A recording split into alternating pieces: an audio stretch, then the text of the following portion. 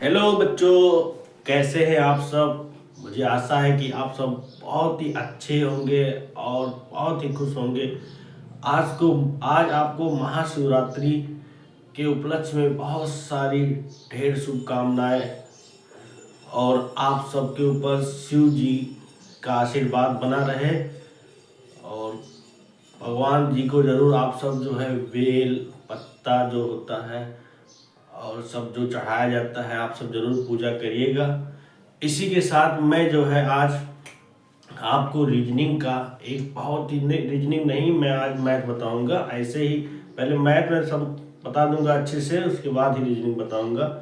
तो देखिए मैथ है, आपको मैं आज बताऊंगा कि किस तरह से, क्योंकि ये कंपटीशन में बहुत बार आता है इकाई का अंक ज्ञात करना। तो किसी संख्या की इकाई का अंक ज्ञात करना बहुत इंपॉर्टेंट है। देखिए इसका आज मैं मतलब जो रखा हो टॉपिक, संख्या में इकाई का अंक ज्ञात करना। संख्या में इकाई का अंक ज्ञात करना। इकाई का अंक ज्ञात करना। कोई संख्या दी गई हो तो उसमें हम इकाई का अंक कैसे ज्ञात करेंगे। जैसे मान लीजिए मैंने एक एग्जाम्पल ये से लिखा, मैं 3 4 5 गुणे 6 2 5 प्लस 3 4 5। तो इसमें अगर इकाई का अंक ज्ञात करना हो तो कैसे हम ज्ञात करेंगे। तो इस तरह का अगर क्वेश्चन आए, आपको इकाई का अंक ज्ञात करना हो तो क्या करिए, पहले गुणा करिए। और गुणा में मालूम है क्या करना है, इकाई के अंक का इकाई के अंक में गुणा करिए। उसके बाद जो जो है आप जोड़ दीजिए। देखिए इसमें इकाई का अंक निकालना है तो आपको इकाई के अंक पर ही क्यों ध्यान देना है, इसका सॉल्यूशन हो जाएगा। देखिए आप क्या करिए, इसमें इकाई का अंक 5 है, इसमें इकाई का अंक 5 है, तो 5 में 5 से गुणा करिए और प्लस इसमें इकाई का अंक 5 5 जोड़ दीजिए। अब 25 हो गया और प्लस 5। अब देखिए 5 में 5 जोड़ेंगे 10 2 1 3, तो इकाई का अंक क्या है, 0 है ना, तो अतः इसका आंसर हो जाएगा अतः इकाई का अंक बराबर हो जाएगा 0। इस तरह से पूरा आपको सॉल्व करने की जरूरत नहीं है, ऐसे ही आपको इकाई का अंक लेना है गुणा में, और इसे जोड़ में भी इकाई का अंक, उसके बाद आप पता कर सकते हैं। इसके बाद दूसरा है कि घात वाली संख्या का इकाई का अंक कैसे ज्ञात करते हैं। घात वाली संख्या का इकाई, घात वाली संख्या का, कोई घात वाली संख्या है, घात वाली संख्या में कोई घात वाली संख्या मान लो, घात वाली संख्या में इकाई का अंक ज्ञात करना। कोई घात वाली संख्या है तो उसमें हम कैसे इकाई का अंक ज्ञात करेंगे। तो पहला ए है, यदि कुछ नियम है इसमें, यदि किसी संख्या का इकाई का अंक, यदि किसी संख्या का इकाई का अंक 0, 1, 5 व 6 है, मतलब कोई संख्या है उसका इकाई का अंक क्या हो, 0 हो, 1 हो, 5 हो, 6 है, तो इस पर कोई भी घात होने पर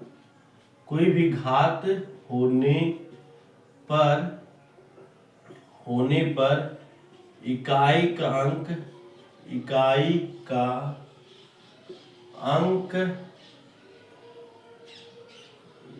का अंक वही रहता है।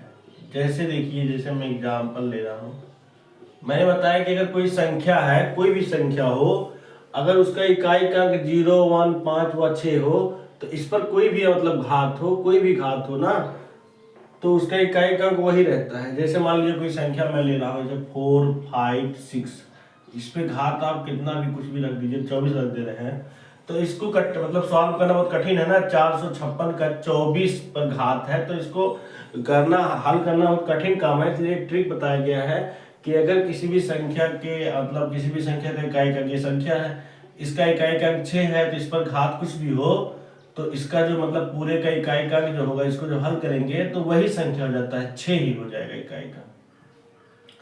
ऐसे ही मान लीजिए मैं लिख रहा हूँ 2 3 5 पे घात मान लीजिए 350 है। तो देखिए लास्ट में इस संख्या का जो आधार है, लास्ट में जो है मतलब इकाई का अंक 5 है, तो इस पर कोई भी घात हो तो इसका जो पूरे का मतलब सॉल्यूशन पूरे का जो इकाई का अंक होगा वो 5 ही होगा। इसी प्रकार मान लीजिए 3 6 5 1 है, इस पर मैं घात है जो लिख दे रहा हूँ 35, तो इसका भी इकाई का अंक 1 ही होगा। इसी तरह से 4 5 0 है, इस पर मैं कुछ भी घात लिख दूं तो इस पर भी इकाई का अंक 0, मतलब जिसमें कि हम यह कह सकते हैं कि अगर किसी भी संख्या का आधार में, किसी भी संख्या के आधार में मतलब जो संख्या है उसमें इकाई का अंक 6 हो, 5 हो, 1 हो, 0 हो, तो उस पर कोई भी घात हो तो उसका इकाई का अंक वही रहता है। इसके बाद दूसरा आता है कि दूसरा नियम मतलब ए हो गया, इसके बाद बी देखिए कि देखिए मैंने तो क्या क्या देख लिया अभी कि जब 0 हो, 1 हो, 5 हो, 6 हो तो इस पर कोई भी घात हो तो इकाई का अंक वही रहता है। लेकिन यदि 0 के बाद मान लीजिए 1 तो आ गया, उसके बाद 2 हो, लेकिन यदि मान लीजिए जब आधार का इकाई का अंक, जब आधार, देखिए ये आधार होता है, क्या है नीचे वाली संख्या, ये आधार है, ये घात है। जब आधार का इकाई अंक, जब आधार का इकाई का अंक क्या हो, 2 हो, 3 हो, 2 हो गया, 3 हो गया, 4 हो गया, उसके बाद 7 हो गया। देखिए इन सबको छोड़ के लिखना है, 2 3 4 7, इसके बाद 8 हुआ, 9 हो तो क्या करेंगे, तो 9 हो तो घात में 4 से क्या करेंगे, जो घात रहेगा में 4 से भाग देंगे, 4 से क्या करेंगे, भाग देंगे, और जितना शेष प्राप्त होगा, और जितना शेष प्राप्त होगा उतना ही आधार की इकाई पर घात रखेंगे। जितना शेष प्राप्त होगा उतना ही आधार के इकाई अंक पर घात रखेंगे। इकाई अंक पर क्या करेंगे, घात रखेंगे। अभी एग्जाम्पल बताएंगे तो आपको समझ में आ जाएगा रखेंगे। जब 4 से मान लीजिए 4 से अगर वो घात कट जा रहा है, जब 4 से यह घात कट जाता है, जब मान लीजिए 4 से घात क्या हो जाता है, कट जाता है, तो आधार के इकाई अंक पर घात के रूप में 4 रखेंगे। तो क्या करेंगे, आधार के इकाई अंक पर घात के रूप में 4 रखेंगे।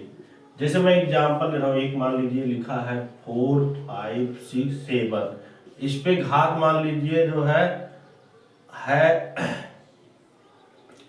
मान लीजिए 48 है। तो मैंने बताया है कि यदि जब कोई आधार है, ये आधार है, ये पूरा क्या आधार है, आधार का इकाई का अंक इसमें से हो, 2 हो या 3 हो, 4 हो, 7 हो, 8 हो, 9 हो, तो इसमें 7 आया है ना, तो उस पर कोई भी घात हो तो उसमें हम 4 से क्या करेंगे, भाग करेंगे। 48 घात है ना, इसमें क्या है, घात कितना है, घात बराबर है 48 है। 48 में क्या करेंगे, हम 4 से भाग करेंगे।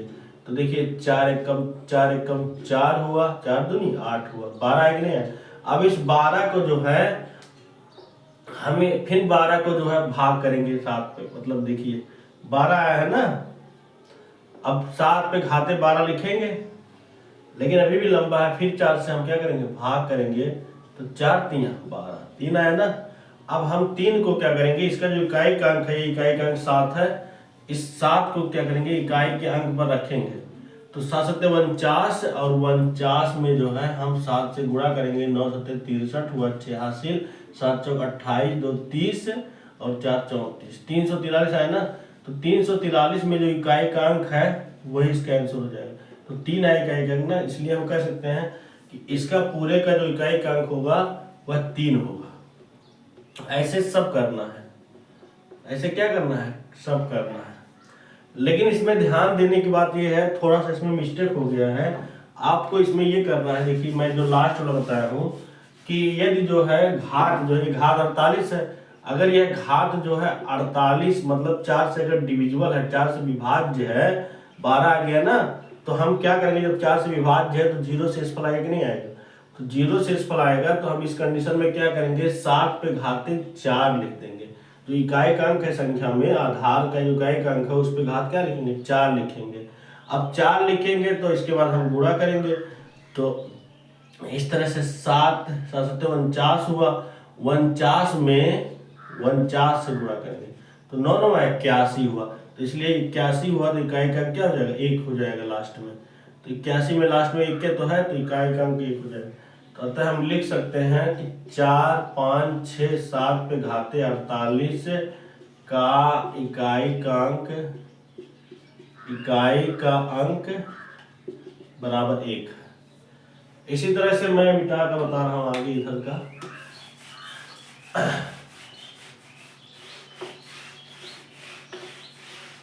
इसी तरह से मान लीजिए अगर कोई संख्या हो, कोई संख्या है 4 5 2 3 पे घात जो है, घात ये है 246 है, तो हम इसमें इकाई का अंक कैसे ज्ञात करेंगे। तो ये जो घात है, पहले घात में जो देखिए 4 से विभाज्यता का नियम ये कहता है कि आप जो है अंतिम 2 अंक में भाग करिए। तो हम 46 में क्या करेंगे, 46 में 4 से भाग करेंगे। हम बताए हैं कि जब आधार का इकाई का अंक 2 हो, 3 हो, 4 हो, 7 हो, 8 हो, 9 हो, तो इसमें हम 4 से क्या करते हैं, भाग करते हैं घात में। तो 4 एक कम 4 हो गया, कैंसिल हुआ, 6 उतारिए, 4 एक कम 4 हो गया। अब 6 में से 4 जाएगा 2, और जो शेषफल आता है, ये शेषफल है, ये क्या है, शेषफल है।